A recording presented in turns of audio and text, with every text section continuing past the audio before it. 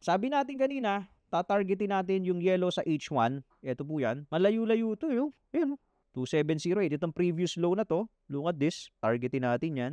Pwedeng babaan pa ng konti, pwedeng mag-lower low ka bago tayo makakita ng bounce. May stop over saan? Ito po. Ito nakabuntot na yan. 2722 to 2720. So, in-advise din natin yan. 2725 to 2722 yan. 2725 to 2722 yung next possible stop. So, nasa na tayo? 2724. So, nandun na tayo sa next possible stop nito. So, dapat dito, nakapag-TP na po kayo pagka ganyan. And then, wait for the next entry. Posibleng, halimbawa, mag-rally ulit, doon ka lang ulit papasok. Antayin mo ulit yung signal. Ganito po. Kailan ka hindi papasok ng sell? Ito, based sa observation ko dito sa Tipay. Itong blue line, mga lines na yan, may mga ibig sabihin, hindi nakalagay lang yan dyan po, pampakyut, no? Pagka ito pong blue line, observe nyo, di ba? Ngayon, tusok yung baba. Tusok yan pababa. Bam, bam, bam, bam, bam, bam. Pagka iyan naging flat, yung blue line na yan, makikita mo kasi yung price tumatama-tama dyan. Minsan may mga lumalabas na short signal dyan, pero wag ka munang papasok pagka flat. That's a low probability trade. Kasi bakit? Pwede itong umakyat at tapos saka ulit bumaba. Depende. So, ang mga high probability trades, itong patusok-patusok. Okay? So, antayin mo. Pagka flat na, ito, hindi pa naman to flat. Diba? Hindi pa naman yan flat. Pero, observe mo eh. Okay, teka, nagpa-flat na ba siya? Pag nagpa-flat na siya, low probability na yung trade na yun. So, don't enter it. Follow for more Tito Boobs yan, ha?